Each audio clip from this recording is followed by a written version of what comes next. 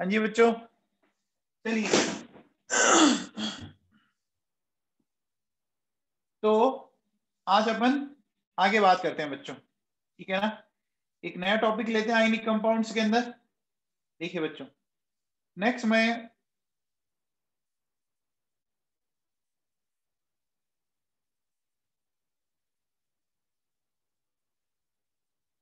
Topic ले रहा हूं थर्मल स्टेबिलिटी।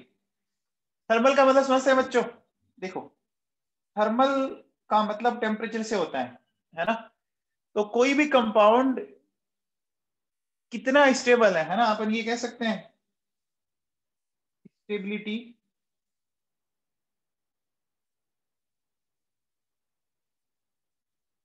टूवर्ड्स हीट, है ना। एक कंपाउंड हीट के रेस्पेक्ट में कितना स्टेबल है, समझ में आ रहा है बच्चों, है ना।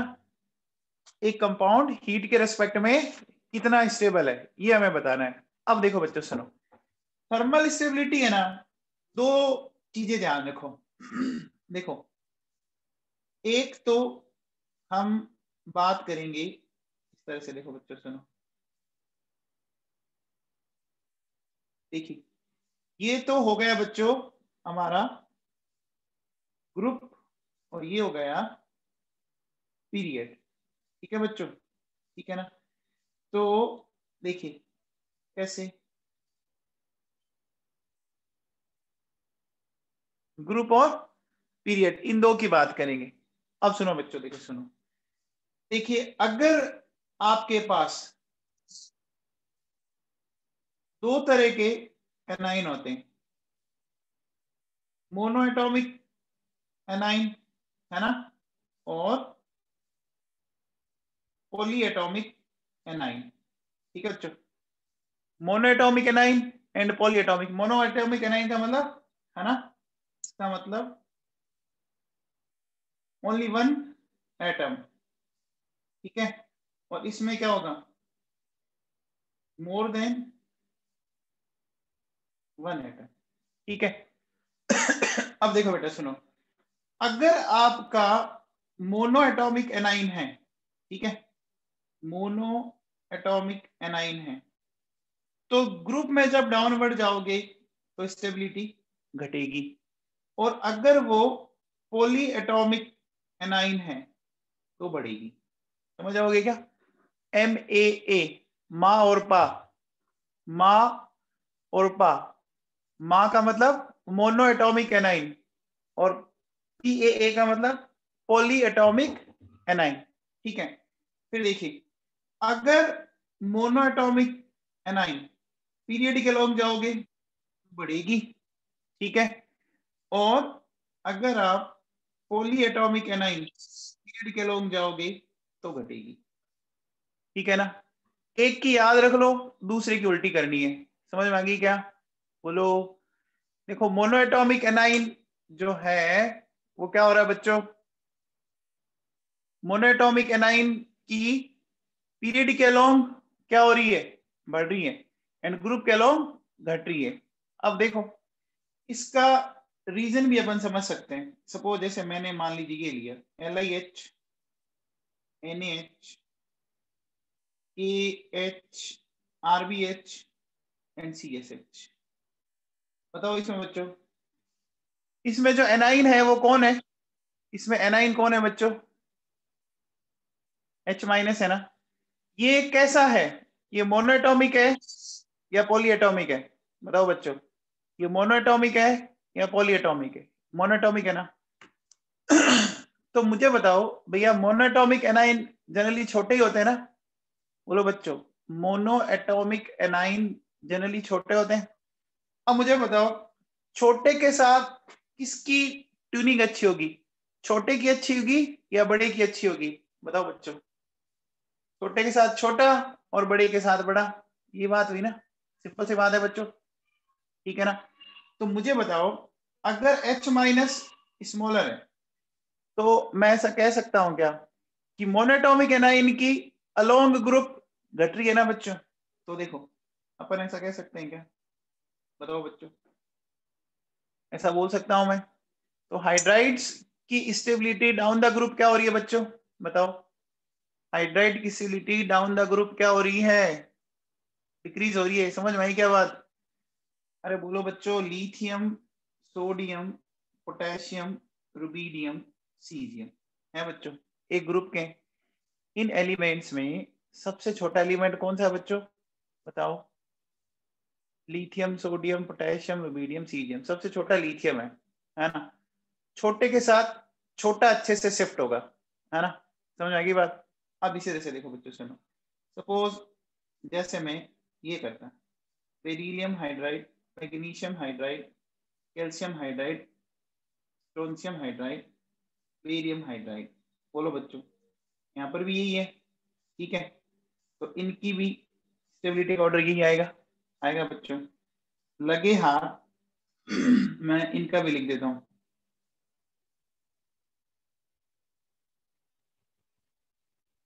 ये देखो बच्चों, ऐसा कह सकता हूं, है ना।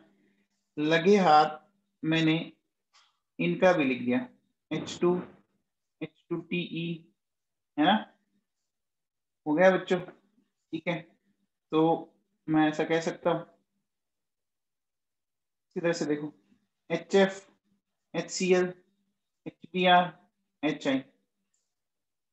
बोलो बच्चों, तो आपने क्या देखा कि ये जो मोनो एटॉमिक एनाइन है बच्चों, है ना। बोलो, इनकी स्टेबिलिटी डाउन द ग्रुप क्या हो रही है, बताओ बच्चों। इनकी स्टेबिलिटी डाउन द ग्रुप क्या हो रही है, डाउन द ग्रुप स्टेबिलिटी क्या हो रही है,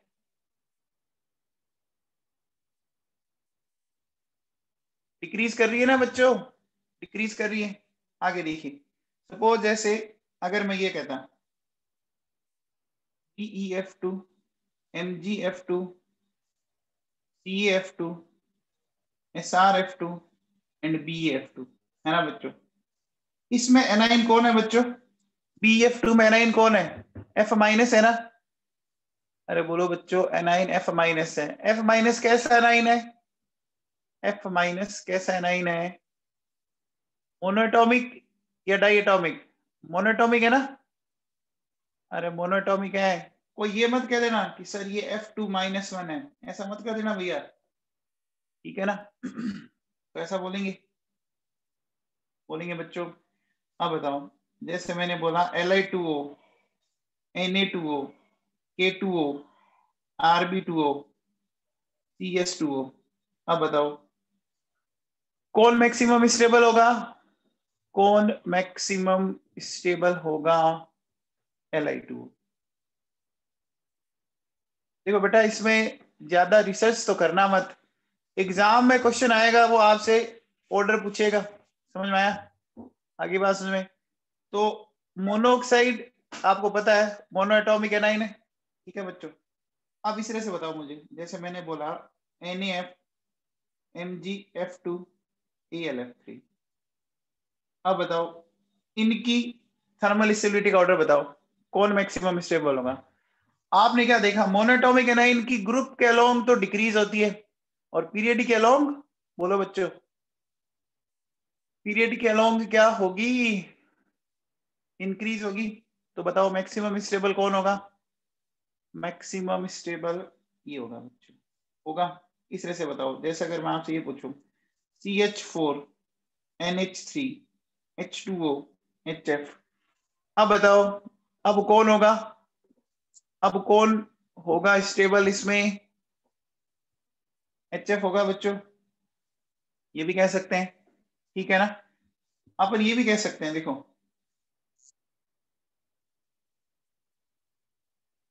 thermal stability directly proportional to delta En in a period, है ना बच्चों। एक पीरियड में अपन ये भी कह सकते हैं कि थर्मल स्टेबिलिटी डायरेक्टली प्रोपोर्शनल होती है डेल्टा En के एक पीरियड के अंदर, ठीक है बच्चों। अब बताओ बच्चों, CCl4 है ना, SiCl4, GeCl4, SnCl4, PbCl4। अब बताओ कौन मैक्सिमम स्टेबल होगा इन सब के अंदर। आयन में कह सकता हूं क्लोराइड आयन है, कौन होगा, ये समझ में आया बच्चों? देखो बच्चों अब सुनो, मोनो एटॉमिक एनाइन कौन हो सकते हैं? H- हो सकता है, O- हो सकता है, O-2, N-3 हो सकता है, F-, Cl-, Br- और I-। क्या ये बात आपको इतनी समझ में आई? बोलो बच्चों, मोनो एटॉमिक एनाइन की बात समझ में आई क्या? मोनोएटॉमिक एनाइन के केस में क्या ध्यान रखना है? मोनोएटॉमिक एनाइन केस में डाउन द ग्रुप घटानी है और अलोंग द पीरियड बढ़ानी है। अब आ जाओ बच्चों, बात कर लेते हैं कुछ पॉलीएटॉमिक आयन की। अब बात करते हैं अपन पा की। पहले माँ की बात की, अब पा की बात करते हैं। देखो जैसे कार्बोनेट है, बाई कार्बोनेट है, नाइट्रेट है ना, आपका ऑक्सलेट है, सल्फेट सल्फाइट क्रोमेट है ना बच्चों। अगर आप इनको ध्यान दो, ये परऑक्साइड है, ये सुपर ऑक्साइड है, इन सब में अगर आप ध्यान दो ना, तो सब में एक से ज्यादा एटम है ना बच्चों? सब में एक से ज्यादा एटम है बच्चों? तो देखो बेटा सुनो, जैसे अब बताओ, मेरे पास है Li2CO3, Na2CO3, K2CO3, Rb2CO3, NCS2CO3। बताओ कौन सा कार्बोनेट मैक्सिमम स्टेबल होगा? कौन सा कार्बोनेट? बोलो बच्चों। अब देखो, अब हमने क्या देखा, ये कौन सा है? पॉलीएटॉमिक है ना। तो पॉलीएटॉमिक के केस में बच्चों ग्रुप के लोग क्या होती है? बढ़ती है ना। तो बढ़ा दो बच्चों, फिर ऐसे करेंगे ना बच्चों। ये बात सबको समझ में आ गई? अब बताओ, अगर मैं जैसे ये बोलूं, बेरिलियम कार्बोनेट, मैग्नीशियम कार्बोनेट है ना, calcium carbonate, strontium carbonate and barium carbonate, ठीक है? तो क्या मैं ऐसा बोल सकता हूं बच्चों? बोलो, बोलो बच्चों। अब देखो बेटा, बेरिलियम कार्बोनेट है ना, ये बहुत ज्यादा अनस्टेबल है। अब एक बात सुनना बेटा, देखो सुनो, बेरिलियम जो कार्बोनेट है ना, ये बहुत ज्यादा अनस्टेबल है, ठीक है? और ये बहुत जल्दी इस तरह से टूट जाता है, ठीक है ना? तो हमें क्या करना पड़ता है कि इसको हम इसको क्या करते हैं, beryllium carbonate is kept in the excess of CO2। बात सुनाई? ऐसा करने से क्या फायदा हुआ? Beryllium carbonate is kept in the excess of CO2। बच्चों समझ में आया कुछ? देखो, जिसने केमिकल इक्विलिब्रियम पढ़ रखा उसको बात समझ आ गई। अगर CO2 ज्यादा है तो केमिकल इक्विलिब्रियम में आप पढ़ोगे कि भैया अगर CO2 ज्यादा है तो कौन सी रिएक्शन होगी? बैकवर्ड होगी बच्चों, है ना? आगे देखो बच्चों, क्या लिखूंगा, U2CO2, there will be backward reaction resulting in the decrease in decomposition reaction। समझ में आएगी बात? Resulting in the decrease in decomposition reaction. समझ में आई बात? अब ये तो समझ में आ गया ना कि इनके अंदर आयन कौन था? कार्बोनेट आयन था। आगे चलो बच्चों, देखो सुनो, सपोज जैसे मैं ये कहता हूं बेटा, KO2 है ना, RbO2, CSO2 है बच्चों। इनमें ये आयन है बच्चों, KO2, RbO2, CSO2 है बच्चों। बताओ कौन सबसे ज्यादा स्टेबल होगा? बस आप तो एनाइन को देख लो, उसमें एनाइन में एटम कितने हैं, इतना आसान है ये तो, है ना? जैसे देख, PeSO4, MgSO4, CSO4 है ना। फिर देखिए बच्चों,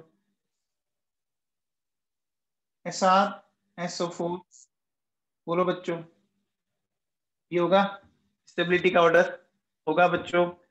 इस तरह से देखो बेटा, जैसे अगर मैं ये बोलूं LiNO3, NaNO3, ANO3, RbNO3 and CsNO3, बोलो बच्चों, इसमें स्टेबिलिटी का ऑर्डर ये आएगा, आएगा क्या, आएगा बच्चों? अब मुझे एक बात बताओ बच्चों, जैसे अगर मैं ये बोलूं Na2SO4, MgSO4 एंड Al2SO4 की होल थ्राइस, अब बताओ बच्चों कौन ज्यादा स्टेबल होगा? अब देखो बेटा, पीरियड के अलोंग चल रहे हो आप, चल रहे हो बच्चों, पीरियड के अलोंग पॉलीएटॉमिक एनाइन की केस में स्टेबिलिटी डिक्रीज होती है ना बच्चों? पीरियड के अलोंग पॉलीएटॉमिक एनाइन की स्टेबिलिटी डिक्रीज होती है, याद है क्या? बोलो बच्चों। तो देखो इस बार ये स्टेबल हो जाएगा। क्या इतनी बात आपको सबको समझ में आ गई? बोलो बच्चों।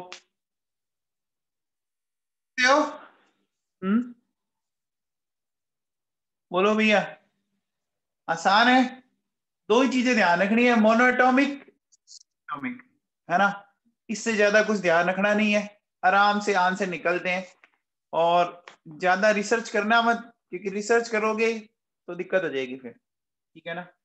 चलिए बच्चों, अब अपन नए टॉपिक में चलते हैं। देखो बेटा सुनो, solubility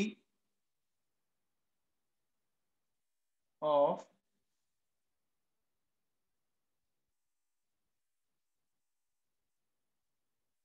ionic compounds, ठीक है? अब हमें आयनिक कंपाउंड की सॉलिबिलिटी पढ़नी है बच्चों, ठीक है ना? तो ये टॉपिक भी बड़ा इंपॉर्टेंट है और बच्चों को बड़ा तंग करता है ये topic, solubility of ionic compounds. तो इसको देखो, इसको स्टार्ट करने से पहले एक पॉइंट समझो, सेम डिसॉल्व्स टू सेम, है ना? ये पास ही है क्या? सेम डिसॉल्व्स टू सेम, समान समान को डिसॉल्व कर लेता है, क्या ये बात सही है? देखो बेटा, अगर कोई पढ़ने वाला बच्चा है तो उसके साथ इस बच्चे की दोस्ती डिसॉल्व होगी जो पढ़ने वाला है, जो मस्ती मारने वाला है उसके साथ मस्ती मारने वाले की, है ना बच्चों? ये बात सही है ना? हमेशा उन्हीं बच्चे की ट्यूनिंग, उन्हीं के रिश्ते एक दूसरे में डिसॉल्व होंगे जिनकी थिंकिंग एक जैसी। अब देखो बच्चों सुनो, अगर मैं बात करूं आयनिक कंपाउंड की, ठीक है बच्चों, तो आयनिक कंपाउंड्स में प्लस और माइनस होते हैं बच्चों। तो मुझे बताओ, क्या ये पोलर कंपाउंड्स है क्या? पोलर का मतलब अपन क्या कह सकते हैं बच्चों? चार्ज्ड, है ना? चार्ज्ड स्पीसीज है बच्चों, बोल सकते हैं ना? NaCl में Na प्लस भी है और Cl माइनस है, तो पोलर का मतलब समझो ना, पोल, ऐसा पोल बोलते हो ना, north pole south pole plus minus. तो अब मुझे बताओ बच्चों, ये पोलर कंपाउंड है ना? अब देखिए बेटा, ऐसे ही हमारा वाटर है, तो वाटर के केस में आप मुझे बताओ, चार्ज आता है ना? देखो, हाइड्रोजन की होती है 2.1, ऑक्सीजन की होती है 3.5, तो +1 -1 +1 -1, बोलो बच्चों, क्या ये बात सही है? तो बताओ, पोलर कंपाउंड कौन है? वाटर पोलर कंपाउंड है कि नहीं है बच्चों? बोलो। तो अब देखो, आयनिक कंपाउंड भी पोलर, वाटर भी पोलर, तो मैं ऐसा कह सकता हूं कि देखो अपन ये कह सकते हैं, ionic compounds are soluble in polar solvent, क्या ये बात सही है? And water is universal solvent for ionic compound, ठीक है ना? वाटर को बच्चों अपन यूनिवर्सल सॉल्वेंट बोलते हैं। अब बेटा एक बात बताओ, आप लोगों ने कभी पढ़ी हो तो वाटर की स्ट्रक्चर ऐसी होती है ना बच्चों? होती है क्या? तो देखो यहाँ +1, यहाँ -1, यहाँ +1, यहाँ -1। क्या मैं इसको ऐसा बोल सकता हूँ क्या? देखो इधर -2, इधर +1, इधर +1, ऐसा दिखा सकता हूँ क्या? बोलो बच्चों, ऐसा दिखा सकता हूँ? अब देखिए बेटा सुनिए, सपोज मेरे पास मान लीजिए ये NaCl का एक क्रिस्टल है, इसी को समझाता हूँ मैं आपको।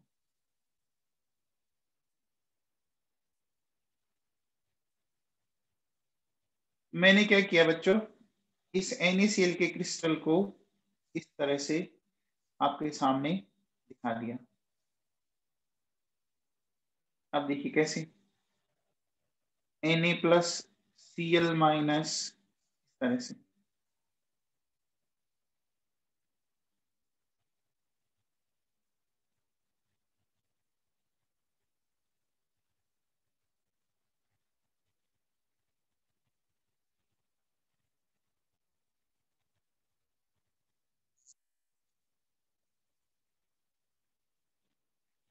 अच्छा बच्चों, इन आयनों के बीच में याद करो अट्रैक्शन लग रहा था और एक लेटिस बनाइए।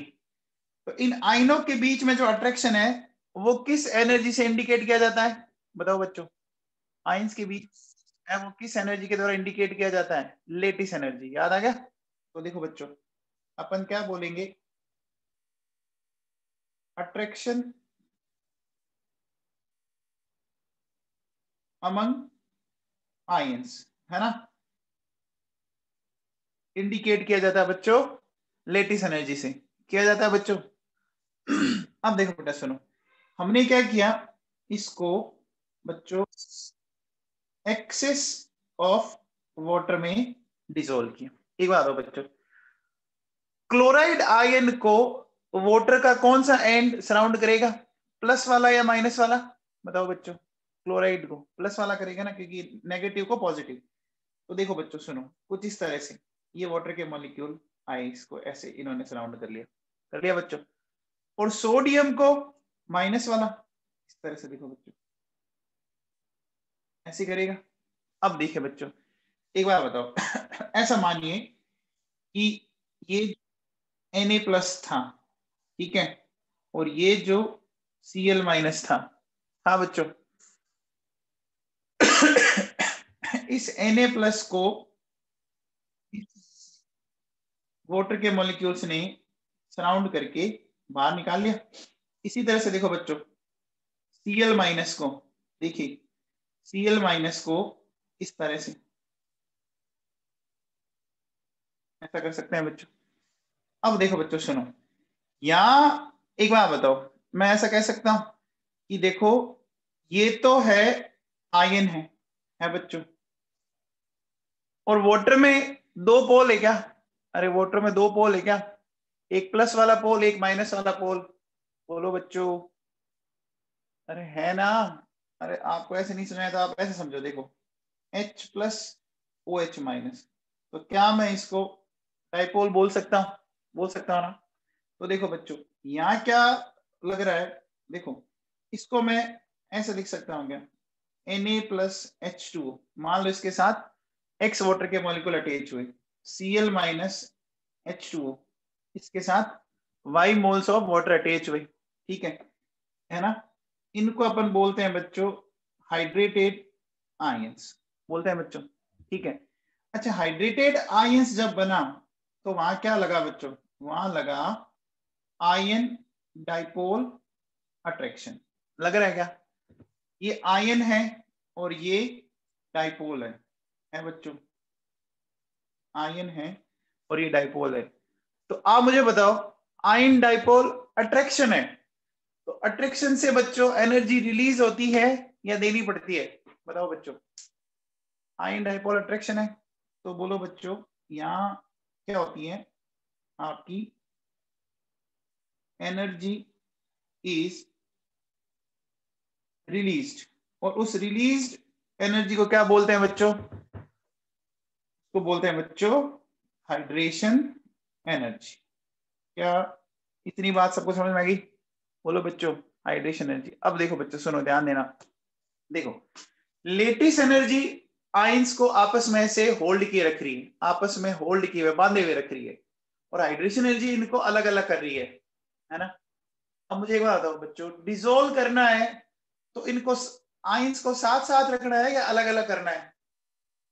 इनको कंबाइंड करना है या सेपरेट करना है? बोलो बच्चों, अलग अलग करना चाहेंगे ना? अलग अलग करना चाहेंगे? बोलो बच्चों, आगे बात समझ में ये, ठीक है ना? आगे बात समझ में। तो अब देखो बेटा, हमने जब वाटर लिया तो हमने इसको हाइड्रेशन एनर्जी बोल दिया, और अगर कोई सॉल्वेंट लोगे तो उस कंडीशन में आप इसको, कोई और सॉल्वेंट है तो उसको क्या बोल दोगे आप? तो बोल दोगे सॉल्वेशन एनर्जी, ठीक है ना। अगर मान लीजिए कोई और सॉल्वेंट आ गया, हो सकता है ना, सॉल्वेंट कोई भी हो सकता है, ठीक है। अब देखो बच्चों सुनो, तो मुझे एक बात बताओ, मैं अगर ऐसा बोलूं केस फर्स्ट, देखिए एक है हाइड्रेशन एनर्जी और एक है लेटिस एनर्जी। मैं कहता हूं कि लेटिस एनर्जी हाइड्रेशन एनर्जी से ज्यादा है बच्चों, तो इसका मतलब क्या ions free way? Lattice energy अगर हाइड्रेशन एनर्जी से ज्यादा है तो आयंस फ्री वे क्या? नहीं हुए ना, तो अपन क्या बोलेंगे, है ना, इनसॉल्यूबल होगा कंपाउंड। बोलो बच्चों, इनसॉल्यूबल होगा। अच्छा अब बताओ, अगर मैं कहता हूं कि हाइड्रेशन एनर्जी ज्यादा होगी लेटिस एनर्जी से, अब बताओ बच्चों, अब बताओ क्या होगा? ये कंपाउंड सॉल्यूबल हो जाएगा। क्या इतनी बात आपके दिमाग में बैठ गई? बोलो बच्चों, बैठ गई। अब देखो बेटा सुनो, अब यहां से सबसे पहले एक बात बताओ बच्चों, ध्यान से सुनना। देखो, एक तो है बच्चों लेटिस एनर्जी, पढ़ा चुका हूं मैं आपको पहले ही। देखो लेटिस एनर्जी ये थी क्या, Q plus into Q minus R plus, और ये थी क्या। अब मुझे एक बात बताओ बच्चों, इन जनरल आप देखते होंगे ना कि R नेगेटिव जो होता है वो R पॉजिटिव से बड़ा होता है कि नहीं होता? क्या ये बात सही है? अरे नेगेटिव का साइज इन जनरल पॉजिटिव से बड़ा होता है ना? बोलो बच्चों, बड़ा होता है। तो क्या मैं ऐसा कह सकता हूं कि आर नेगेटिव और R positive almost almost R negative बोला जा सकता है? बोल सकते हैं क्या बच्चों? तो अब मुझे बताओ, क्या मैं ऐसा कह सकता हूं कि lattice energy mainly depends upon size of anion? क्या ये बात आपके दिमाग के अंदर पेनिट्रेट की? बोलो बच्चों, लेटिस एनर्जी मेनली किस पे डिपेंड कर रही है? एनाइन के साइज पर। अब देखो बच्चों सुनो, अब बात करते हैं अपन हाइड्रेशन एनर्जी, है ना बच्चों, इसको समझो। देखो बच्चों, हाइड्रेशन एनर्जी है ना, वो इस तरह से डिपेंड करती है, ठीक है। अब अगेन एक चीज बताओ, आर माइनस बड़ा होता है आर प्लस से, इसमें किसी को कोई शक नहीं। लेकिन अब बताओ, जब मैं इसको इस तरह से कर दूंगा तो अब बताओ कौन सी वैल्यू बड़ी होगी? बताओ कौन सी होगी? 1/r प्लस वाली वैल्यू बड़ी होगी ना बच्चों? बोलो।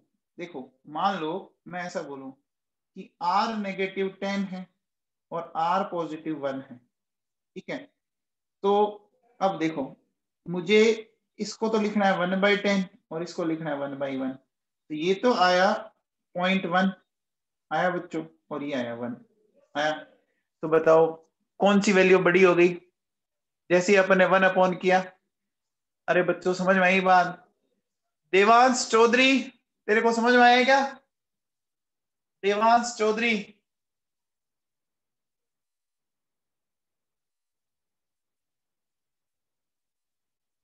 हाँ भैया। तो अब मुझे बताओ, हाइड्रेशन एनर्जी किस पर डिपेंड करेगी? हाइड्रेशन एनर्जी किस पर डिपेंड करेगी मेनली? बोलो भाई, केटाइन पे ना, और लेटिस एनर्जी एनाइन पे। पक्का? तो देखो बच्चों, अपन कह सकते हैं कि hydration energy mainly depends upon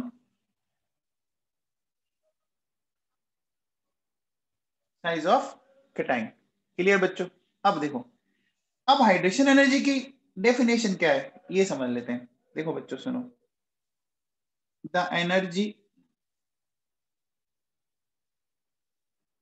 which is released during complete dissolution of 1 mole ionic compound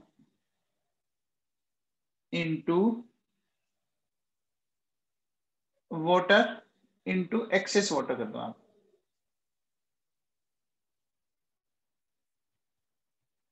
ठीक है बच्चों? क्या इतना सबको समझ में आ गया? बोलो बच्चों, इतना सबको समझ में आ गया क्या? ठीक है। अब देखो बच्चों सुनो, अब अगर आप ध्यान दो ना, तो बेटा लेटिस एनर्जी और हाइड्रेशन एनर्जी दोनों के फॉर्मूलों को थोड़ा ढंग से आप एक बार देखिए। दोनों जो फॉर्मूले है ना, वो साइज के इनवर्सली प्रोपोर्शनल है ना। क्या आप देख रहे हैं? देखो लेटिस एनर्जी में भी केटाइन और एनाइन की जो रेडियस है वो देखो कहाँ आ रही है, डिनोमिनेटर में आ रही है, नीचे आ रही है, और हाइड्रेशन एनर्जी में भी नीचे आ रही है। इतना सबको समझ में आया? पक्का? अब देखो बेटा एक बात बताओ, अगर मैं ऐसा बोलूं कि देखिए बच्चों, इन ए ग्रुप, ठीक है, इन ए ग्रुप, अपन ऐसा बोल सकते हैं, in a group when we move downward, है ना, then r plus and r minus. बोलो बच्चों, दोनों बढ़ती है क्या? In a group when we move downward then r plus and r minus दोनों इंक्रीज होती है। क्या ये बात सही है? सही है। अब मुझे बताओ, जब दोनों इंक्रीज हुई है ना, it means value of lattice energy and hydration energy, ये क्या होगी? बोलो बच्चों, डिक्रीज होगी। क्या ये बात सही है? जब दोनों आपकी केटाइन और एनाइन का साइज बढ़ा, तो लेटिस एनर्जी और हाइड्रेशन एनर्जी दोनों डिक्रीज करेगी क्या? बोलो बच्चों, ये बात सही है। अब देखो बेटा एक बात सुनना वापस, देखो मैं कह रहा हूं कि हाइड्रेशन एनर्जी आपकी डिक्रीज हुई, ठीक है बच्चों, मान लीजिए इस तरह से डिक्रीज हुई, और लेटिस एनर्जी इस तरह से डिक्रीज हुई, ठीक है। तो मुझे बताओ, बताओ क्या हुआ, कौन इसमें जीता? बताओ, हाइड्रेशन एनर्जी डिक्रीज हुई, लेटिस एनर्जी डिक्रीज हुई, तो अब इसमें डोमिनेंट कौन है? हाइड्रेशन एनर्जी ना। आप इसको ऐसे समझो, देखो बेटा, एक मान लो 100 से 50 पे गया, और एक 100 से 80 पे गया, तो कौन जीता? 80 वाला जीता ना 50 से। अरे बोलो बच्चों, एक डिक्रीज हुआ 100 से 50 पे जाके, एक डिक्रीज हुआ 100 से 80 पे जाके, तो 80 वाला 50 वाले से ज्यादा ही। तो मुझे बताओ कि यहाँ हाइड्रेशन एनर्जी एक तरह से डोमिनेटिंग है, तो आप मुझे बताओ कंपाउंड क्या हो जाएगा इस कंडीशन में? कंपाउंड क्या हो जाएगा? बोलो बच्चों, सॉल्युबिलिटी बढ़ेगी ना? सॉल्युबिलिटी बढ़ेगी बच्चों, है ना? सॉल्युबिलिटी इंक्रीज करेगी डाउन द ग्रुप। अब बताओ बच्चों, अगर मैं बोलूं कि केस सेकंड, ठीक है, मैंने बोला कि हाइड्रेशन एनर्जी इस तरह से डिक्रीज कर रही है, ठीक है, और लेटिस एनर्जी ऐसे डिक्रीज कर रही है ना बच्चों? तो इस बार कौन जीत रहा है? बताओ बच्चों, लेटिस एनर्जी जीत रही है ना? मैं ऐसा कह सकता हूं बच्चों? बताओ, solubility will decrease along a group। बोलो, क्या ये बात सबको समझ में आई? बोलो बच्चों, अरे ये बात सबको समझ में आई क्या? कि बात दिमाग में बैठ गई? बोलो। ठीक है, अब देखो बेटा सुनो। अब एक बात सुनी, अपन ऐसा कह रहे हैं कि देखो, solubility of S block compounds mainly depends upon lattice energy and hydration energy. ठीक है ना? तो एस ब्लॉक के जो कंपाउंड की सॉल्युबिलिटी है ना बच्चों, वो किस पे डिपेंड करती है? वो किस पे डिपेंड करती है? आपकी लेटिस एनर्जी और हाइड्रेशन एनर्जी पे। ठीक है ना? यहां पोलराइजेशन वाला फंडा मत लगा देना। ठीक है ना? अब देखो बच्चों सुनो, अब मैं बात करूंगा मेन कॉन्सेप्ट ऑफ सॉल्युबिलिटी। देखिए, अब मेन कंसेप्ट में आपको क्या देखना है? देखो बच्चों, हमने देखा कॉमन आयन। ठीक है, तो कॉमन आयन देखिए बच्चों क्या है, दो चीजें।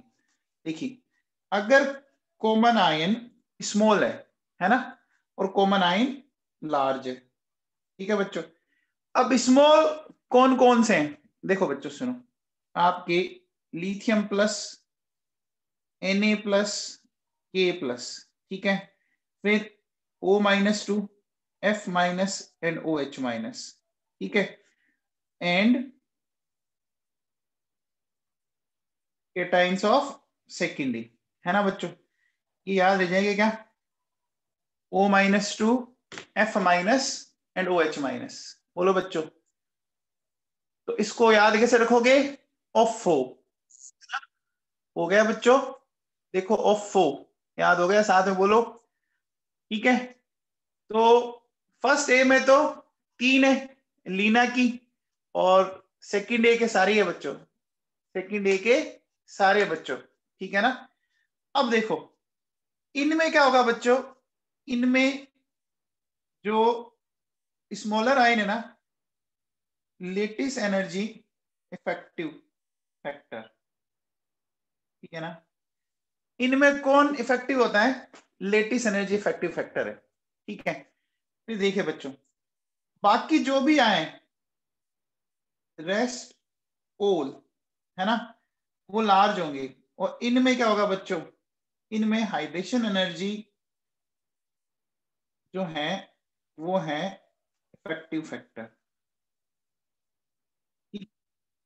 अब है ना, अब ये जो मैंने लिखा है ना, मैं इसको थोड़ा सा बच्चों एक्सप्लेन करना चाहूंगी क्या चाह रहा हूं, जो मैं आपको समझाना चाह रहा हूं, क्या वो बात आपको समझ में आई है क्या?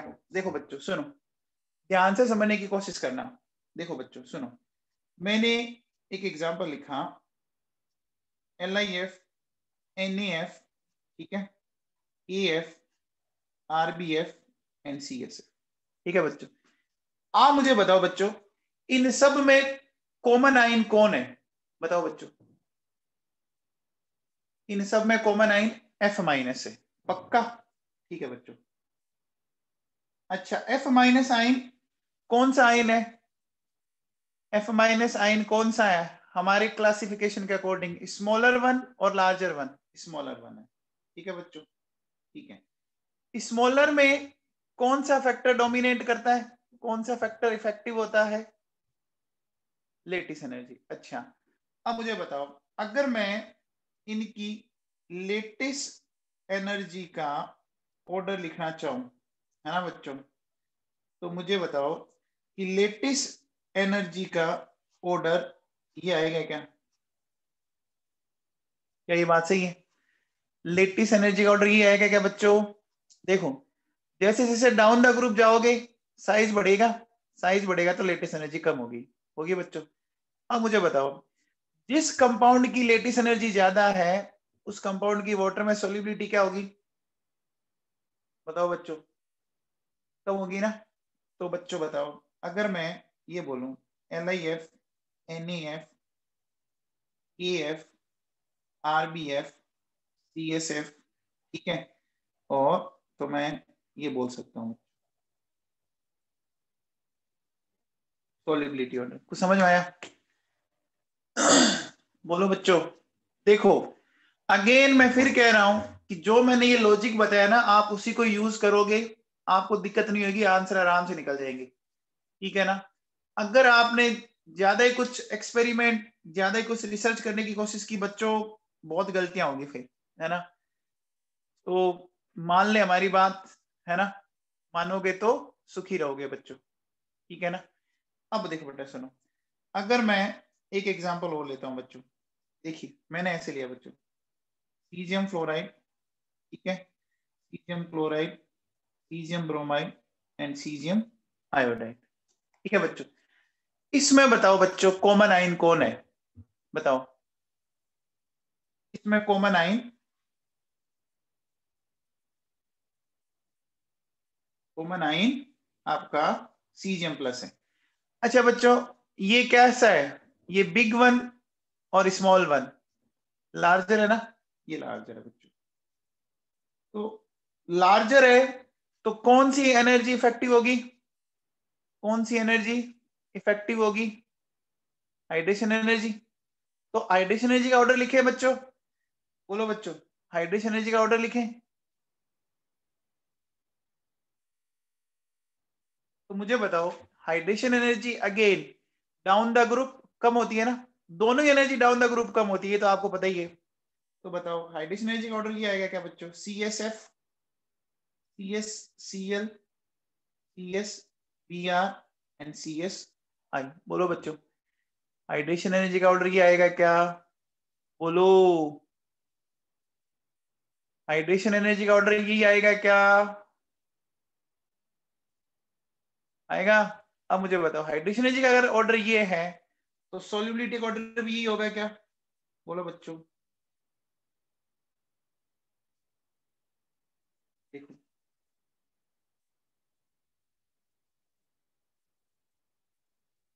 बोलो, यही होगा, होगा बच्चों, अरे ये होगा क्या, सॉल्युबिलिटी का ऑर्डर होगा बच्चों। तो हमने क्या किया देखो, जो चीज ज्यादा डोमिनेटिंग है या ज्यादा इफेक्टिव है उसके अकॉर्डिंग अपन ऑर्डर डिसाइड कर रहे हैं। क्या बात समझ में आई, बोलो बच्चों। जो चीज ज्यादा इफेक्टिव, मैंने क्या बोला, डाउनवर्ड जाने पे दोनों डिक्रीज होती है, लेकिन दोनों में से जो इफेक्टिव है ना उसको आपको फॉलो करना है बच्चों। क्या बात समझ में आई, क्या बात समझ में आई। अब देखो बेटा एक चीज और सुनो, मैं आपको एक बहुत ही सिंपल सा फंडा बताता हूं। देखिए ये बात आप दिमाग में फिट कर लो, मैंने क्या बोला, if common ion is smaller than solubility increases down the group, ठीक है ना। If common ion is smaller than solubility increases down the group। क्या ये बात सही है? एग्जाम्पल आप है ना वन में देखो बच्चों, बताओ एग्जाम्पल वन में कॉमन आयन छोटा था तो किसकी solubility ज्यादा है, चेक करो, है ना बच्चों। अरे समझ में आया क्या? अब देखिए फिर मैं कह रहा हूं कि if common ion is larger then solubility decreases down the group। बोलो बच्चों, अब बताओ कॉमन आयन सेकंड एग्जांपल में बड़ा है, सेकंड एग्जांपल में बड़ा है क्या, सीजियम प्लस बड़ा है। तो मुझे बताओ देखो आयोडाइड की सॉल्युबिलिटी सबसे कम आई। अरे फिर ग्रुप के एलिमेंट कौन कौन हुए, FCl Br हुए ना, हेलोजन हुए कि नहीं हुए बच्चों। अरे बोलो बच्चों समझ में आया क्या, बात समझ में आएगी सबको, आ गया क्या, ठीक है। चलिए अब अपन आप आगे एग्जाम्पल करते हैं। अब ये जो मैंने 2 पॉइंट लिखे हैं ना नोट लगा के, आप बस इनको फॉलो कर लीजिए, आपके फटाफट आंसर आ जाएंगे, ज्यादा दिमाग चलाना मत, है ना। कि कई बच्चे कहने के बाद भी वो मानते नहीं है और फिर वो गलत करके आते हैं एग्जाम में। देखो बच्चों सुनो,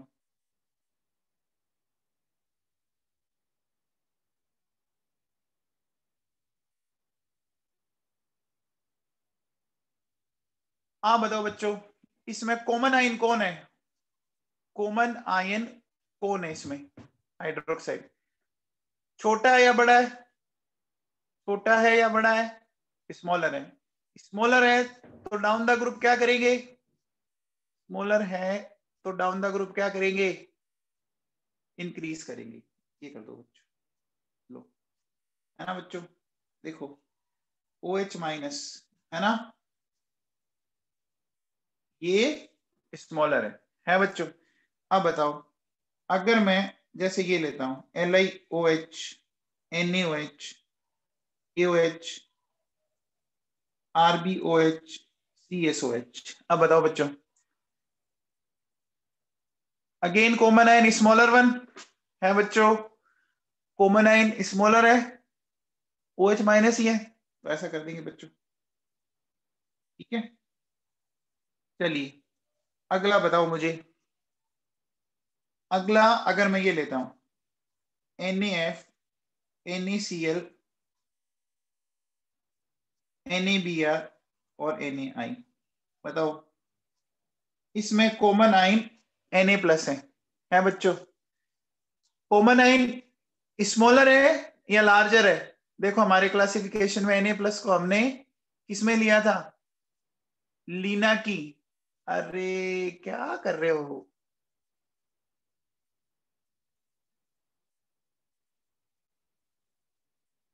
ये देखो, लिथियम सोडियम पोटेशियम स्मॉलर में क्लासिफाइड किए हुए हैं।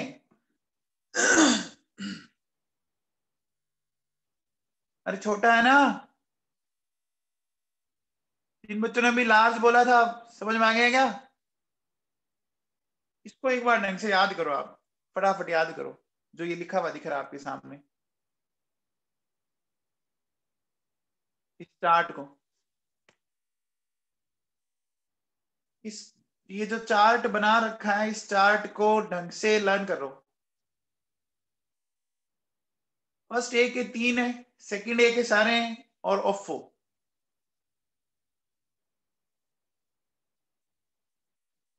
चलो अब देखो, एग्जाम्पल में मैंने क्या लिखा था? कॉमन आइन Na प्लस है, स्मॉलर वन है, स्मॉलर वन है तो डाउन द ग्रुप क्या करेंगे? FCl BRI इंक्रीज कर दो बच्चों, कर देंगे? ठीक है, चलिए बच्चों बात को आगे लेते हैं अपन। ठीक है, मैंने लिया MgF2, MgCl2, MgBr2 and MgI2। Common आइन बताओ बच्चों, Mg+2 है क्या? Mg+2 स्मॉलर और लार्जर? स्मॉलर है ना। सेकंड ए का है तो डाउन द ग्रुप क्या करेंगे बच्चों? डाउन द ग्रुप सॉल्युबिलिटी बढ़ा देंगे। अब देखो बच्चों सुनो, अगर मान लो जैसे मैंने ये लिया,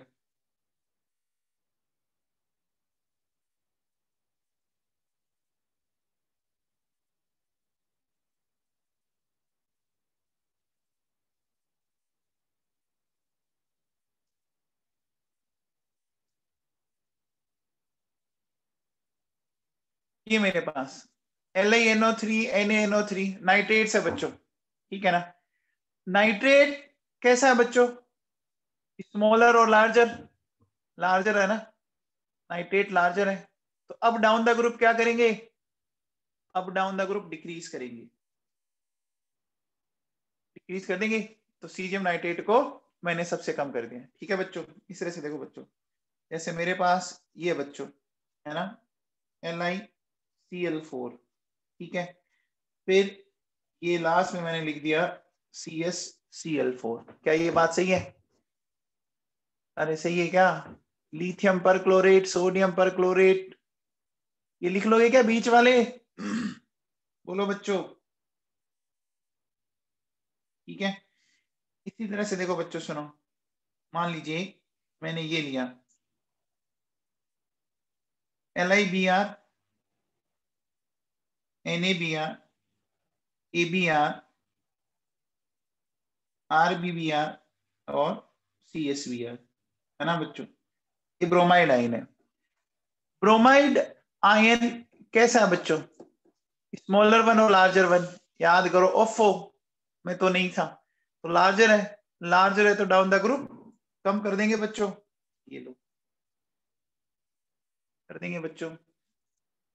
अच्छा अब बताओ बच्चों, एक बात बताओ, PeSO4, MgSO4, SrSO4, 1 मिनट।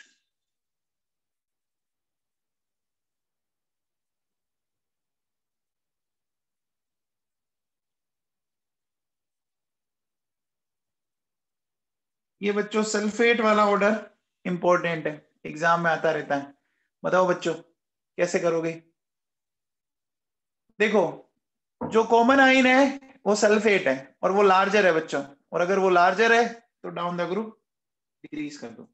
अब देखो बच्चों एग्जैक्टली ये दो ही सल्फेट है ना, ये सोल्यूबल है ना। बेरिलियम और मैग्नीशियम के सल्फेट के लिए बच्चों क्या है, हाइड्रेशन एनर्जी आपकी लेटिस एनर्जी से ज्यादा है, ठीक है। और इनके लिए बच्चों लेटिस एनर्जी हाइड्रेशन एनर्जी से ज्यादा है ना। तो ये दो तो सॉल्यूबल है और ये बाकी तीन इनसॉल्यूबल है, ठीक है बच्चों। ये दो तो सॉल्यूबल है और बाकी तीन इनसॉल्यूबल। ये क्वेश्चन आता रहता है कि सेकंड ईयर के कौन से सल्फेट आपके सॉल्यूबल है। बोलो बच्चों क्या ये समझ में आई बात। अब बताओ बच्चों अगर मैं ये बोलूं PaF2, PaCl2, PaBr2 and BaI2, बताओ बच्चों कौन ज्यादा सोल्यूबल होगा। बोलो भाई। कॉमन आइन बच्चों क्या है, बेरियम +2, स्मॉलर और लार्जर। कॉमन आइन स्मॉलर, स्मॉलर है, डाउन द ग्रुप बढ़ा दो, बढ़ा दोगे बच्चों, ये हो जाएगा इस तरह से। हो गया बच्चों। अब बताओ मेरे को अगर मैं ये बोलूं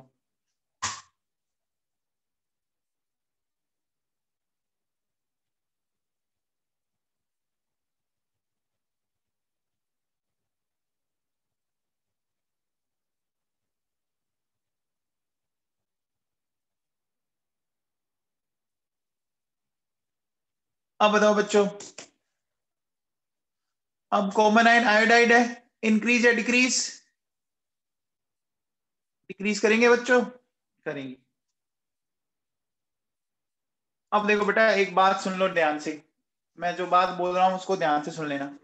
देखो बच्चों सॉल्युबिलिटी सिर्फ दो एनर्जी से अफेक्ट नहीं होती है, बहुत सारे फैक्टर्स होते हैं। हाइड्रेशन एनर्जी हो गया, लेटिस एनर्जी हो गया, एंट्रोपी फैक्टर बच्चों एक, ठीक है ना। इसके अलावा पोलराइजेशन होता है, समझ में आ रही है बात, है ना। आपकी जो पैकिंग है आयंस की वो कैसी होती है। अब बच्चों इस दुनिया में ऐसी कोई इक्वेशन है ही नहीं कि जो सारी जो सारे फैक्टर उनको एक साथ को रिलेट कर दे, है ना। अब बच्चा ये सोचेगा कि बेरिलियम आयोडाइड में आयोडाइड का बहुत ज्यादा पोलराइजेशन हो रहा है तो इसमें कोवलेंट कैरेक्टर बहुत ज्यादा आ गए, समझ में आ रही है बात। अब उसने एक फैक्टर तो सोच लिया लेकिन वो बाकी फैक्टर्स को वो सोचता ही नहीं है, समझ में आ रही है बात। अरे बोलो बच्चों समझ में आ रही है मैं क्या कह रहा हूँ। जैसे ये लास्ट वाला एग्जांपल है, अब वो सोचेगा बेरिलियम आयोडाइड में पोलराइजेशन बहुत ज्यादा हुआ, लेकिन आपको और भी तो चीजें सोचनी पड़ेगी ना। इसका क्रिस्टल का लेटिस वीक है या स्ट्रॉन्ग है, एंट्रोपी फैक्टर क्या है, हाइड्रेशन एनर्जी क्या है, लेटिस एनर्जी क्या है। तो इन सारों का ये कंक्लूजन है बच्चों जो मैंने लिखा है ना नोट लगा के। अगर आप इन दो नोट को फॉलो करोगे तो आराम से आप आपके आंसर से ही आ जाएंगे, ठीक है ना। और ज्यादा ही दिमाग लगाओगे, कई बच्चे लगाते रहते हैं, है ना। अब वो दिमाग लगाएंगे तो सिर्फ एक फैक्टर में लगाएंगे, सारों में वो भी नहीं लगाते और फिर कहेंगे सर हमारा आंसर तो गलत आया। गलत आएगा बेटा, ठीक है ना। तो ये दोनों चीजें याद होगी बच्चों कि कॉमन आयन का जो फंडा था। अब देखो बच्चों सुनो, एक बात सुनो, देखिए एक मैं बहुत इंपॉर्टेंट पॉइंट लिख रहा हूं, उस पॉइंट को सुनो। इफ नंबर ऑफ केटाइन्स, है ना, नंबर ऑफ एनाइंस, अगर आपके number of cations number of anions से ज्यादा है तो क्या होगा बच्चों? Solubility increases down the group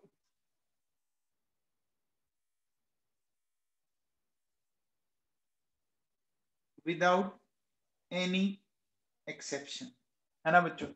मैंने क्या बोला? अगर number of cation number of anion से ज्यादा है। अब ये क्या लॉजिक है? ये लॉजिक मैं आपको थोड़ा सा एक्सप्लेन करता हूँ, समझने की कोशिश करना बच्चों। देखो सुनो, जैसे मेरे पास है Li2CO3, Na2CO3, K2CO3, Rb2CO3 and CS2CO3। एक बात बताओ बच्चों, जैसे अगर आपने इसको आयोनाइज किया, है ना बच्चों, तो 2 सीजियम मिले और 1 कार्बोनेट मिला। तो मुझे बताओ, केटाइन नंबर में 2 है, एनाइन नंबर में 1 है कि नहीं है? जैसे लिथियम कार्बोनेट में बच्चों क्या है? लिथियम कार्बोनेट में बच्चों क्या बताओ? लिथियम कार्बोनेट में 2 लिथियम है, 1 कार्बोनेट है, तो नंबर ऑफ केटाइन ज्यादा है ना? है बच्चों? क्या मेरी बात समझ पा रहे हो आप? तो अब देखो बेटा, ऐसी कंडीशन में हमेशा क्या होगी बच्चों? डाउन द ग्रुप सॉल्युबिलिटी बढ़ेगी, डाउन द ग्रुप सॉल्युबिलिटी बढ़ेगी। समझ में आ गई बात? अच्छा अगर बताओ केटाइन वैसे ज्यादा है तो कौन सा फैक्टर डोमिनेटिंग हो गया? बोलो बच्चों। हाइड्रेशन एनर्जी वाला फैक्टर डोमिनेटिंग हो गया ना? हाइड्रेशन एनर्जी वाला फैक्टर डोमिनेटिंग हो गया कि नहीं हो गया? बोलो बच्चों।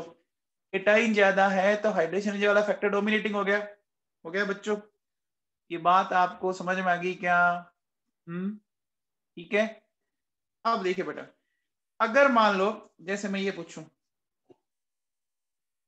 Li2SO4, Na2SO4, K2SO4, Rb2SO4, CS2SO4, अब बताओ बच्चों किसकी सोलिबिलिटी ज्यादा होगी? है ना, इसकी होगी बच्चों। तो देखो बच्चों, अगर मैं आपसे ये पूछूं कि Li2O, Na2O, K2O, Rb2O, CS2O, क्या मैं ऐसा कह सकता हूं बच्चों? सिंपल है विशाल, हद हो गई यार।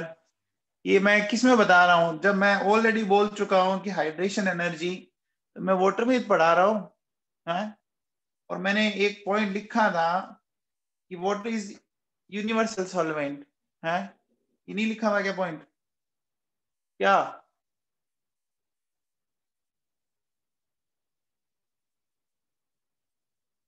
हाँ भैया। अब देखो सुनो, तो जैसे अगर मैं आपसे ये बोलूं, देखो बच्चों, मान लो फर्स्ट ए का, फर्स्ट ईयर वाले बच्चों मेटल होते हैं M+1। अब देखो, आप उनके चाहे कार्बोनेट लो, सल्फेट लो, सल्फाइट लो, थायोसल्फेट लो, है ना बच्चों, ऑक्साइड लो, परऑक्साइड लो, क्रोमेट लो। मुझे बताओ इन एनाइन पे अगर आप चार्ज देखो, ध्यान दीजिए बच्चों, इन सारे एनाइन पे चार्ज, बोलो बच्चों, एक से ज्यादा ही है ना? है बच्चों? अरे ज्यादा है, बताओ। -2, -3। तो मैं क्या बोल सकता हूं?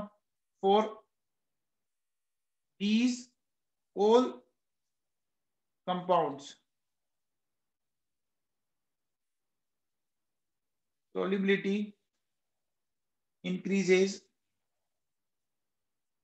down the group होगी बच्चों। तो फर्स्ट ए के अगर आप कोई से भी ले लेते हो ना, तो ये इस तरह से होगा बच्चों। आगे बात समझ में? बोलो। अरे समझ में आ रहा है क्या? ये जितने भी मैंने ऑर्डर पढ़ाए ना बच्चों, सारे वाटर में, ध्यान रख लेना। इसीलिए मैं बार बार हाइड्रेशन एनर्जी बोल रहा हूँ। हाइड्रेशन वाटर में ही होगी ना, हाइड्रेशन तो वाटर में होगी।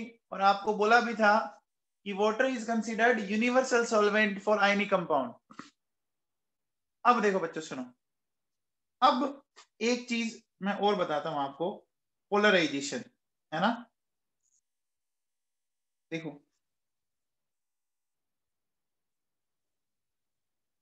Effect of polarization on solubility, है ना। Effect of polarization on solubility. देखो पोलराइजेशन का इफेक्ट सॉल्युबिलिटी पे किस किस में लगेगा, ये ध्यान रखना। देखो पोलराइजेशन सबसे पहले देखो बच्चों सुनो, आपके मैं ये कह सकता हूं कि जो कंपाउंड्स हैं, है ना, या अपन ये कह सकते हैं बच्चों हैलाइड्स ऑफ बेरिलियम, बेरिलियम के हैलाइड्स पे लगेगा, ठीक है। फिर compounds of P and D block, ठीक है बच्चों, और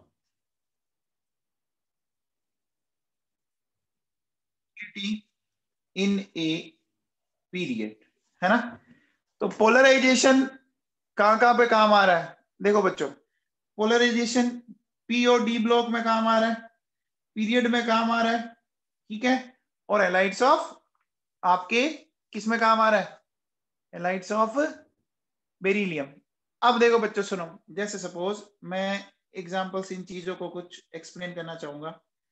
देखो बच्चों सुनो, AgF, AgCl, AgBr और AgI है बच्चों। इसी तरह से देखो बच्चों मेरे पास है PbF2, PbCl2, PbBr2, PbI2। इसी तरह से देखो बच्चों HgF2, HgCl2, HgBr2, HgI2। ध्यान दीजिए बच्चों, इन सब के अंदर मुझे बताओ AgPbHg, बोलो बच्चों। ये देखो Ag और Hg तो कौन से ब्लॉक के हैं? Ag और Hg तो डी ब्लॉक के हैं। और Pb कौन से ब्लॉक का है? Pb P ब्लॉक का है बच्चों। अब देखो आप ध्यान दीजिए बच्चों, हम कह सकते हैं कि साइज ऑफ एनाइन बढ़ रहा है, बोलो बच्चों। तो पोलराइजेशन बढ़ रहा है बच्चों, तो पोलराइजेशन बढ़ रहा है तो मैं कह सकता हूं कोवेलेंट कैरेक्टर बढ़ रहे हैं बच्चों। अब अगर कोवेलेंट कैरेक्टर बढ़ रहे हैं ना, तो इसका मतलब बोलो बच्चों सोल्युबिलिटी इन वाटर क्या होगी बच्चों, कम होगी कि नहीं होगी? याद है क्या, कल पढ़ाया था मैंने कि जिसमें जितने ज्यादा कोवेलेंट कैरेक्टर उसकी सोल्युबिलिटी ऑर्गेनिक सॉल्वेंट में ज्यादा होती है। क्या ये बात आपके दिमाग में बैठी? बोलो बच्चों, ठीक है। अब देखो बेटा सुनो, इसका मतलब इनकी सोल्युबिलिटी का ऑर्डर ये आएगा बच्चों, आएगा बच्चों। अब देखो बेटा सुनो, इसमें एक ध्यान रखना, AgF जो है ना बच्चों, ये वाटर सोल्यूबल है and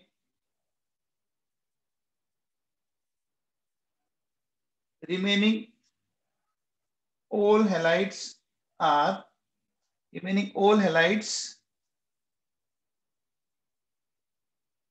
of Ag are water insoluble, ठीक है। ये पॉइंट काम का बच्चों। सिल्वर के हैलाइडों में आपको क्या ध्यान रखना है? सिल्वर के हैलाइडों में क्या ध्यान रखोगे बच्चों? देखो AgF वाटर सोल्यूबल है और बाकी सारे के सारे सिल्वर के हैलाइड्स वाटर इनसोल्यूबल। ये पॉइंट बड़ा काम का है। अब देखो बच्चों सुनो, यहां आ जाओ,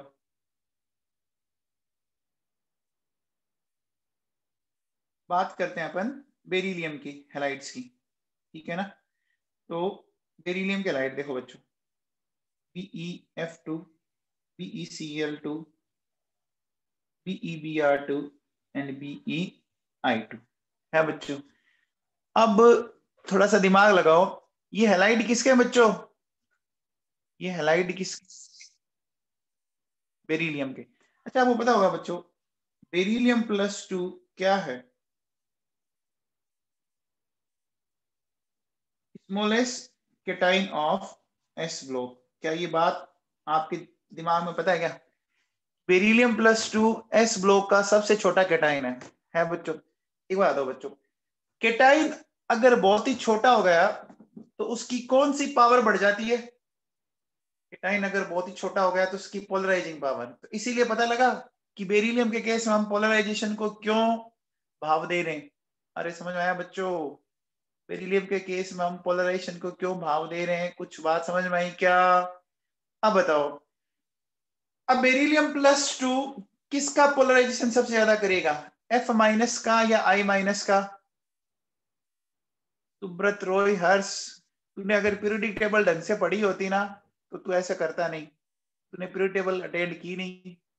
मैंने इतना ढंग से बताया था कि लिथियम जो है वो आपके सारे हेलोजनों से बड़ा होता है। पढ़ाया था मैंने, याद है क्या? इवन दो हाइड्राइड आयोडाइड को छोड़कर सबसे बड़ा होता है। तो फिर पढ़ो ना उसको ढंग से।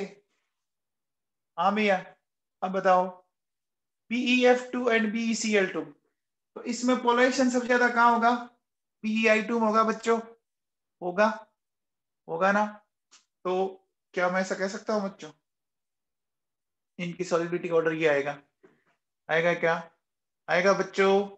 अब मुझे एक बात बताओ बच्चों, जैसे अगर मैं ये बोलूं FeOH2 और FeOH की होल थ्राइस, किसकी वाटर में सॉल्युबिलिटी ज्यादा होगी? बताओ बच्चों।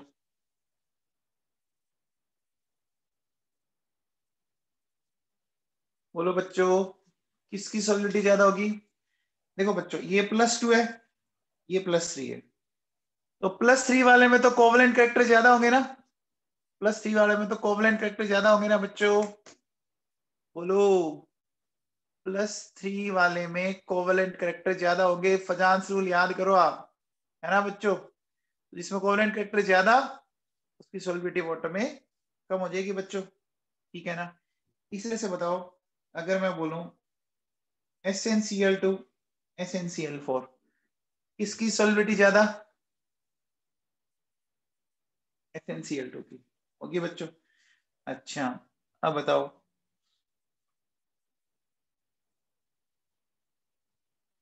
PbCl2 PbCl4 कौन ज्यादा सोल्यूबल?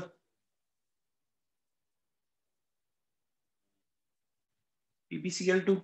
ओके बच्चों, अब बताओ अगर मैं बोलूं NaCl एंड CuCl, अब बताओ बच्चों कौन ज्यादा सोल्यूबल?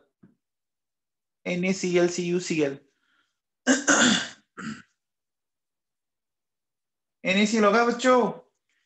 कॉपर +1 याद है क्या? कल ही पढ़ा था कि कॉपर +1 के केस में सूडो इनर्ट कॉन्फ़िगरेशन आ जाएगा। याद है क्या? कॉपर +1 के केस में सूडो इनर्ट कॉन्फ़िगरेशन आ गया था जिसकी पोलराइजिंग पावर बढ़ गई थी। जिसकी पोलराइजिंग पावर ज्यादा उसकी कोवेलेंट वेक्टर ज्यादा, तो वाटर में सॉल्युबिलिटी कम हो जाएगी बच्चों, हो जाएगी।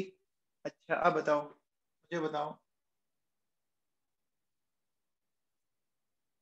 Ag2O Ag2S कौन ज्यादा वाटर में सोल्यूबल होगा? Ag2O होगा बच्चों। सिंपल सी बात है, सबको समझ में आया? अच्छा अब बताओ, मेरे पास है बच्चों NaF और एक है मेरे पास NaBH4, ठीक है ना? NaBF4। अब बताओ बच्चों NaF एंड NaBF4 कौन ज्यादा सोल्यूबल होगा?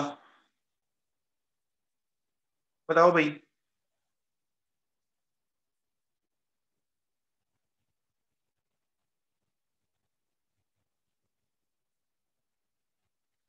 देखो बच्चों सुनो, ध्यान देना। यहां हमारे पास जो कॉमन आयन है ना बच्चों, वो कौन है? कॉमन आयन है Na+। है बच्चों। कॉमन आयन Na+ है। ये कैसा आयन है? ये कैसा आयन है? स्मॉलर वन और लार्जर वन। स्मॉलर वन है बच्चों। अब स्मॉलर के केस में कौन सा फैक्टर इफेक्टिव होता है? कौन सा फैक्टर इफेक्टिव होता है स्मॉलर के केस में? लेटिस एनर्जी होती है बच्चों। तो मैं बोलूंगा lattice energy will be effective. अब मुझे बताओ, अगर मैं आपसे लेटिस एनर्जी के बारे में बात करूं, है ना, तो किसकी लेटिस एनर्जी ज्यादा होगी? बताओ बच्चों। देखो, एक में तो एनाइन है F-, और एक में एनाइन है BF4-। तो छोटा एनाइन F- है या BF4- है? कंफर्म है F- ही छोटा हुआ। तो इसकी लेटिस एनर्जी ज्यादा होगी बच्चों। अब जिसकी लेटिस एनर्जी ज्यादा होगी उसकी वाटर में सोल्युबिलिटी कम होगी कि नहीं होगी? बोलो बच्चों, बोलो। तो वाटर में सोल्युबिलिटी बच्चों किसकी ज्यादा है? NaBF4 की ज्यादा है इन कंपैरिजन टू NaF। ये बात सबको समझ में आई? अरे बोलो बच्चों, ये एग्जाम्पल समझ में आया क्या? देखो वापस देखो, इसमें कॉमन आइन चेक करो। कॉमन आइन कौन है? कॉमन आइन Na+ था। इसको हमने लीना की, याद करो, स्मॉलर में डिवाइड किया था। स्मॉलर में लेटिस एनर्जी इफेक्टिव है, तो पहले लेटिस एनर्जी का ऑर्डर चेक कर लो।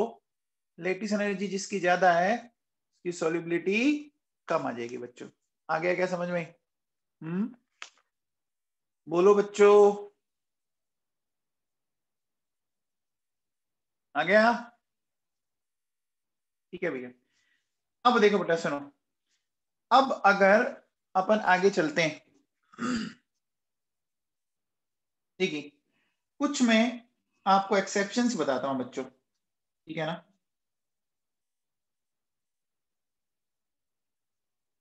एक्सेप्शंस, तो देखो बच्चों, है ना, आपके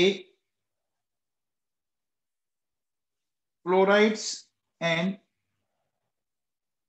ऑक्सलेट्स ऑफ सेकेंड ए, है ना। एक तो है फ्लोराइड और ऑक्सलेट ऑफ सेकेंड ए। देखो बच्चों, जैसे सपोज मेरे पास ये बच्चों PeF2, MgF2, CeF2, SrF2, EF2, ठीक है। अब देखो बच्चों, इनका जो एक्सपेक्टेड ऑर्डर है, बोलो बच्चों, एक्सपेक्टेड ऑर्डर ये आना चाहिए बच्चों।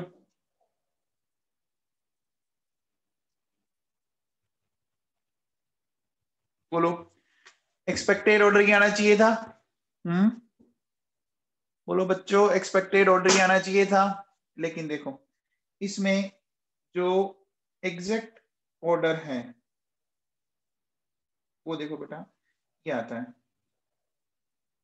MgF2, CeF2, SrF2, BaF2 and beryllium fluoride. देखो, जहां बेरिलियम फ्लोराइड सबसे पीछे होना चाहिए था, वो बेरिलियम फ्लोराइड सबसे आगे आ गया। आ गया ना बच्चों? अब देखो बेटा, इसका रीजन ये है कि अगर ये आगे आ गया, इसका मतलब अपन क्या बोलेंगे? कौन सा फैक्टर ज्यादा इफेक्टिव हो गया इसके लिए? बताओ भाई। अगर बेरिलियम फ्लोराइड की सॉल्युबिलिटी बहुत ज्यादा आ गई तो कौन सा फैक्टर है? इसका मतलब इसकी हाइड्रेशन एनर्जी बहुत बहुत ज्यादा है। इसकी हाइड्रेशन एनर्जी बहुत बहुत ज्यादा है, तभी हुआ होगा। अब देखो बेटा, देखो वैसे एक्सेप्शंस एग्जाम में आते नहीं हैं, एक्सेप्शंस एग्जाम में नहीं आते हैं, ठीक है ना। तो एक्सेप्शंस पे ज्यादा माथा फोड़ी करनी नहीं है, ठीक है ना। अब एक्सेप्शंस इसीलिए है क्योंकि आप उनको ढंग से एक्सप्लेन नहीं कर पा रहे। फिर देखो बच्चों सुनो, इसी तरह से देखिए आपके सेकेंड ए के ऑक्सिलेट,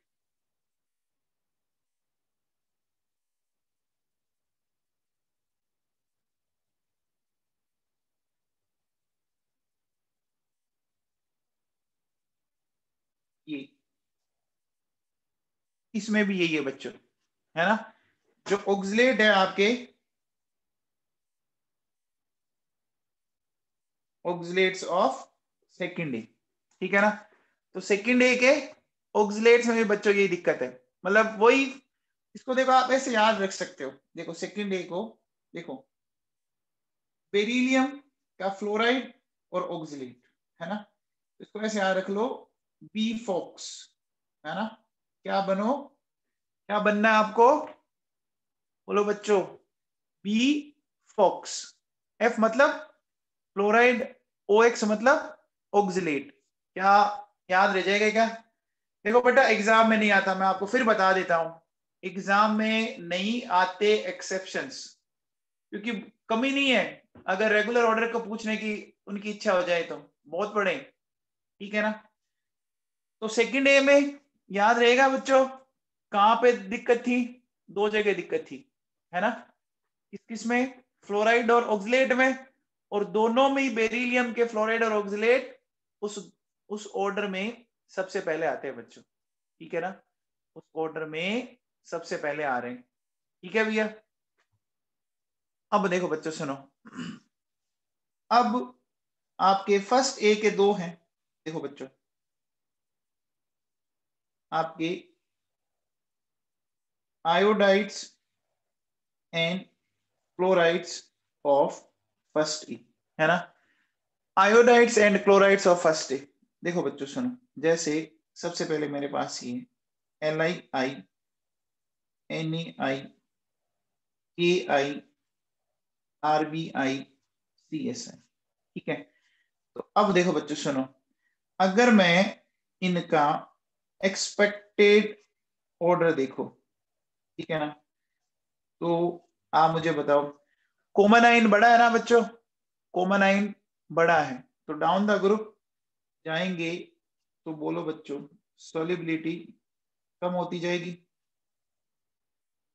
क्या होगा, ये एक्सपेक्टेड ऑर्डर है। तो अब मुझे बताओ, अब देखिए एग्जैक्ट ऑर्डर बच्चों ये आता है, यहां पर ये थोड़ा सा चेंज हो गया बच्चों, है ना। ये देखो Na और Li, है ना बच्चों, यहां पे चेंज है,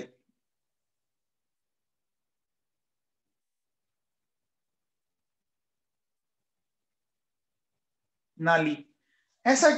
अब इसको कैसे एक्सप्लेन करोगे, अब आप ये कह सकते हो इसमें कि भैया इसमें क्या आ गई, इसमें आगे बच्चों सिग्निफिकेंट कोवेलेंट कैरेक्टर, तो सिग्निफिकेंट कोवेलेंट कैरेक्टर के कारण इसकी सॉल्युबिलिटी एक्सपेक्टेड से थोड़ी कम आ रही है, क्या ये बात दिमाग में बैठी, सिग्निफिकेंट कोवेलेंट कैरेक्टर के कारण एक्सपेक्टेड से कम आ रही है बच्चों, ठीक है।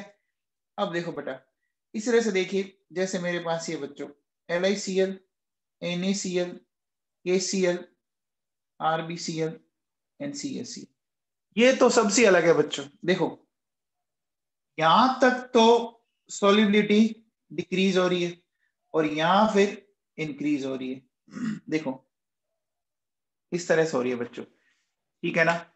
तो कैसे एक्सप्लेन करोगे बच्चों,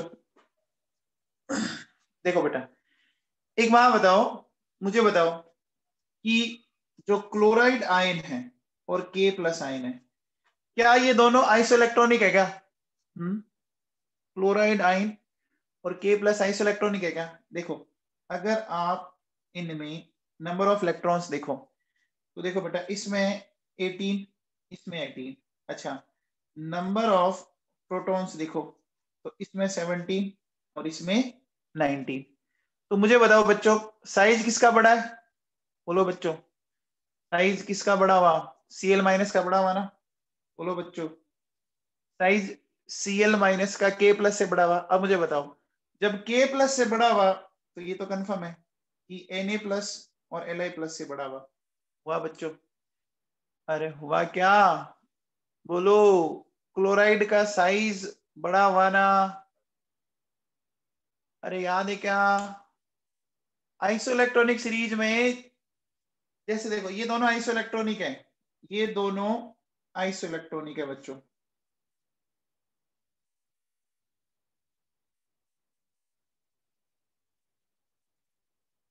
है बच्चों।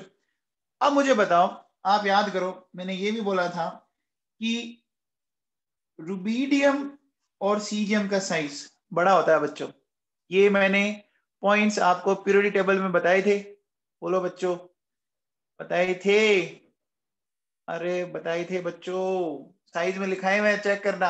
अब मुझे बताओ बच्चों, तो मैं ऐसा कह सकता हूं, देखो बेटा सुनो, कि लिथियम, सोडियम एंड पोटेशियम, यहां तक देखो बच्चों क्या है, मैं कह सकता हूं कॉमन आइन जो है वो लार्ज है, कॉमन आइन लार्ज है। कॉमन आइन जब लार्ज है ना बच्चों, तो सोलिबिलिटी क्या हो गई, डिक्रीज कर गई। बोलो बच्चों, कॉमन आइन अगर लार्ज है तो सोलिबिलिटी डिक्रीज कर गई। अब देखिए बच्चों सुनो, RbCl एंड CaCl, यहां से यहां चले अगर अपन, अब देखो बच्चों कॉमन आइन स्मॉल है तो सोलिबिलिटी इंक्रीज कर गई भैया, ठीक है ना। तो अब देखो बेटा सुनो, अगर मैं इसका एग्जैक्ट ऑर्डर, तो देखो बेटा एग्जैक्ट ऑर्डर इसका ये आता है LiCl, CaCl, है ना, RbCl, NaCl और KCl। देखो भैया मैंने इसको एक्सप्लेन तो ढंग से कर दिया, अब आपने अपने दिमाग में इसको कितना लिया है वो आप पे डिपेंड कर रहा है ना। इससे और ज्यादा बेटर एक्सप्लेनेशन नहीं हो सकता इसका, कि भैया K प्लस और Cl माइनस दोनों आइसोइलेक्ट्रॉनिक है। अब आइसोइलेक्ट्रॉनिक में क्या हुआ, आइसोइलेक्ट्रॉनिक में जिसमें नेगेटिव चार्ज होता है जितना ज्यादा वो उतना ही बड़ा होता है, इसका मतलब Cl माइनस जो है वो K प्लस तक तो बड़ा चल रहा था। अब जब कॉमन आइन बड़ा तो डाउन द ग्रुप कम होगी, और कॉमन आइन जब छोटा हो जाएगा तो डाउन द ग्रुप बढ़ जाएगी। तो बेटा ये 4 एक्सेप्शंस हैं जो मैंने आपको बता दिए। सेकंड ए में तो है आपके fluoride and oxalate, and first A में है आयोडाइड एंड क्लोराइड, है ना। बोलो तो, ठीक है, ठीक है भैया। अब देखो बेटा सुनो, अब ये तो बात हमने कर ली यहां तक, ठीक है। एक चीज और समझाता हूं बेटा, देखिए मुझे एक बात बताओ, ये जो हमने एक डायग्राम बनाया था, इस डायग्राम को ध्यान से देखिए, देखिए एक बात बताओ, आप इसको ऐसे समझिए, मान लीजिए दो दोस्त बहुत अच्छे हैं, ठीक है, और हमें उन दोनों को अलग अलग करना है। अलग अलग कैसे करते हैं बच्चों, बताओ। दो अच्छे दोस्तों को अलग अलग करना हो तो हम उनको भिड़ाएंगे ना, एक दूसरे के लिए गलत बात बोलेंगे, एक दूसरे के कान भरेंगे, बोलो बच्चों, ऐसा बोलेंगे उसने तेरे लिए ये बोला, उसने तेरे लिए ये बोला, ये वो, है ना, ऐसे ही करते हैं बच्चों। तो अब मुझे बताओ कि भैया Na प्लस और Cl माइनस के बीच में अपोजिट चार्ज है तो अट्रैक्शन बहुत अच्छा होगा ना, अपोजिट चार्ज है तो अट्रैक्शन बहुत अच्छा होगा, होगा बच्चों, अपोजिट चार्ज के बीच में अट्रैक्शन अच्छा होगा। अब भैया इन दोनों को अलग अलग वो ही कर सकता है जो क्या कर रहा हो, जो इनके बीच वाले अट्रैक्शन को तोड़ दे, है ना, बात समझ में आएगी। और जो एक दूसरे के चार्ज को न्यूट्रलाइज कर रहे थे उससे ज्यादा वो इजीली न्यूट्रलाइज कर पाए, समझ में आ रही बात। यानी देखो कोई भी सॉल्वेंट जिसमें अगर आयनिक कंपाउंड सॉल्युबल है तो वो तभी सॉल्युबल हो पाएगा बच्चों जब वो आयंस के बीच में जो अट्रैक्शन फोर्स है ना उसको तोड़ दे। और अब जो नया जो आपका आयन डाइपोल मोमेंट बन रहा है ना उसमें फोर्स ऑफ अट्रैक्शन पहले से ज्यादा हो जाना चाहिए। देखो बच्चों पहले क्या था, आयन आयन अट्रैक्शन है ना, Na प्लस और Cl माइनस दोनों आयन है, और फिर क्या बन गया, आयन डाइपोल अट्रैक्शन। अरे बच्चों समझ में आ रही है क्या बात मैं क्या बोल रहा हूं, बोलो। पहले आयनिक क्रिस्टल में आयन आयन के बीच में अट्रैक्शन था, आपने पोलर सॉल्वेंट में डाला तो आयन डाइपोल के बीच में अट्रैक्शन सेटअप हुआ। अगर ये अट्रैक्शन यानी ion dipole attraction ion ion attraction से ज्यादा होगा तभी तो ये क्रिस्टल का लेटिस टूटेगा ना बच्चों, बोलो, तभी टूट पाएगा। तो देखो बेटा, एक एक टर्म आता है डाइलेक्ट्रिक कांस्टेंट, है ना। तो देखो बच्चों सुनो, क्या है ना, देखिए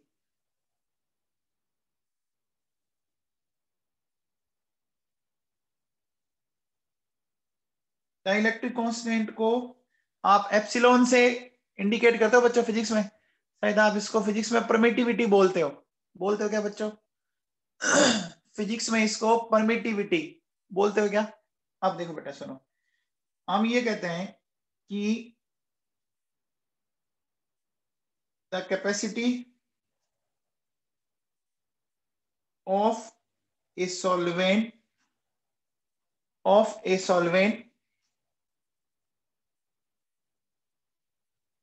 to neutralize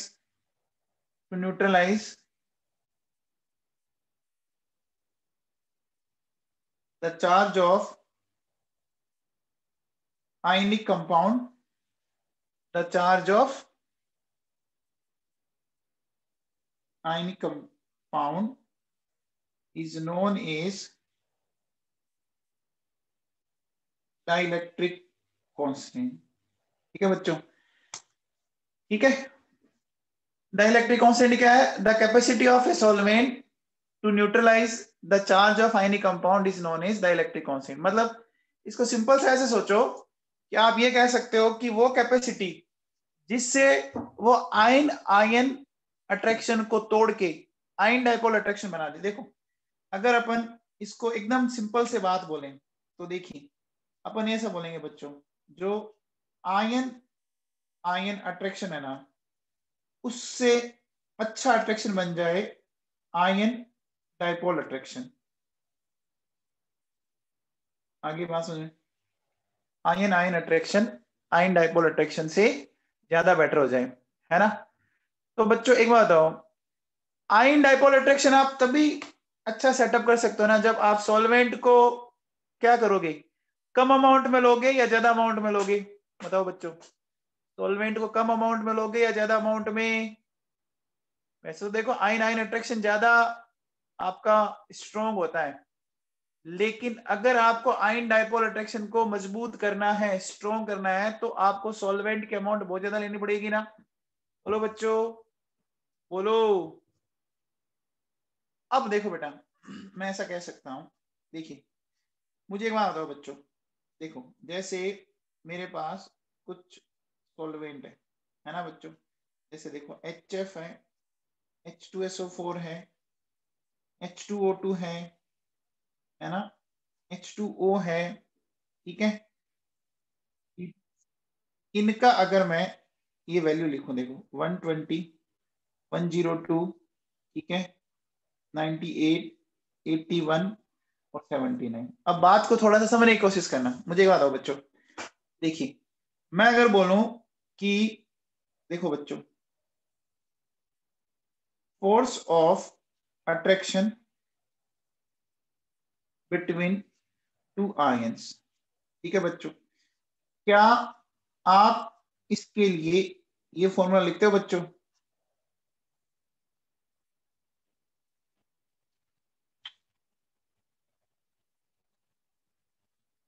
बोलो बेटा, क्या ये फॉर्मूला लिखते हो, force of attraction between two ions? बोलो। अब मुझे बताओ, देखो बच्चों, अगर मैं बात करूं एयर के अंदर या वैक्यूम के अंदर, तो मुझे बताओ कि एयर या वैक्यूम के अंदर आप इसकी वैल्यू 1 लेते हो बच्चों? एयर के अंदर एप्सिलॉन की वैल्यू 1 लेते हो क्या? बोलो बच्चों। अब देखो बेटा सुनो, यहां से देखिए 4 पाई × 1, ठीक है, Q1 Q2 divided by R²। अच्छा अब मुझे बताओ, अगर मैं यही बात वाटर में करूं, ठीक है बच्चों, तो वाटर के केस में ये वैल्यू 81 आती है बच्चों, आती है। अब मुझे बताओ, जब आप इसको ऐसे लिख सकते हो बच्चों,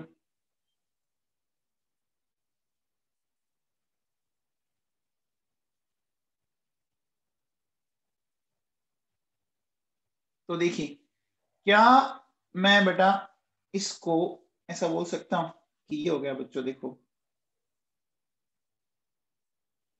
बोलो ये बात सही है। तो वाटर के केस में आपने जैसे ही आयनिक कंपाउंड को वाटर में डाला तो जो फोर्स ऑफ अट्रैक्शन है वो देखो रिड्यूस होकर कितना रह गया, एयर के कंपैरिजन में बहुत ज्यादा रिड्यूस हो गया ना बच्चों। अरे बोलो बच्चों, क्या ये बात समझ में आई क्या? ये बात समझ में आई आप लोगों को, है ना? तो समझ में आया बच्चों? अब मुझे बताओ, इसका मतलब अपन ऐसा कह सकते हैं कि जिसका एप्सिलॉन जितना अच्छा होगा वो आयंस के बीच में फोर्स ऑफ अट्रैक्शन उतना ही कम कर देगा ना, क्या ये बात सही है? जितना ज्यादा एप्सिलॉन होगा फोर्स ऑफ अट्रैक्शन उतना ही कम कर देगा, और फोर्स ऑफ अट्रैक्शन कम कर देगा तो सोल्युबिलिटी को क्या कर देगा? बोलो बच्चों, फोर्स ऑफ अट्रैक्शन को कम कर देगा तो सोल्युबिलिटी को क्या कर देगा? बढ़ा देगा। तो मैं कह सकता हूं बच्चों, देखो solubility in polar solvent directly proportional to, क्या बोलेंगे? एप्सिलॉन। बोलो बच्चों, क्या ये बात सही है? Solubility in polar solvent directly proportional to epsilon, सही बात है। अब देखो बेटा सुनो, अब HF और H2SO4 की, बोलो बेटा एप्सिलॉन है तो बहुत बड़ा, लेकिन ये काम के नहीं है बच्चों, बताओ क्यों? देखो अपन ऐसा बोलेंगे, although HF and H2SO4 have very high value of epsilon, but both are acid and that's why not suitable for hydroxides of first A and second A। क्या ये बात समझ में आई बच्चों? HF और H2SO4 का देखो भैया एप्सिलॉन तो वाटर से भी ज्यादा है। अरे समझ में आ रहा है क्या? बोलो बच्चों, लेकिन दोनों एसिड है। अब मुझे बताओ, अगर ये दोनों एसिड है तो वो तो बेस से रिएक्ट कर जाएंगे ना। बोलो बच्चों, वो बेस के साथ रिएक्ट कर जाएंगे ना। हमें हमेशा सॉल्वेंट कैसा लेना चाहिए? बताओ बच्चों, सॉल्वेंट ऐसा लेना चाहिए जो किसी से रिएक्ट ना करे। क्या ये बात समझ में आई? क्या ये बात आपके दिमाग में समझ में आई बच्चों? अच्छा, अब बची बात H2O2 की, है ना? तो देखो बच्चों, H2O2 में क्या खास बात है? देखो, एक तो ये वीक एसिड है और एक ये स्ट्रॉन्ग ऑक्सीडेंट है ना बच्चों? अब पता होगा H2O2 बहुत जल्दी इस तरह से टूट जाता है बच्चों, टूट जाता है ना, H2O प्लस नेसेंट ऑक्सीजन। तो अब ये क्या कर सकता है बच्चों? मैं क्या कह सकता हूं, it can oxidize, it can oxidize a compound which we are going to dissolve। बोलो बच्चों, ये उस कंपाउंड को क्या कर सकता है? It can oxidize a compound which we are going to dissolve, जिसको हम डिसोल्व कर रहे हैं उसको ये क्या कर सकता है? ऑक्सीडाइज कर सकता है बच्चों। क्या ये बात समझ में आई? अरे बोलो बच्चों, ये बात सबको समझ में आ गई क्या? ठीक है, चलिए बच्चों अब देखो बेटा सुनो,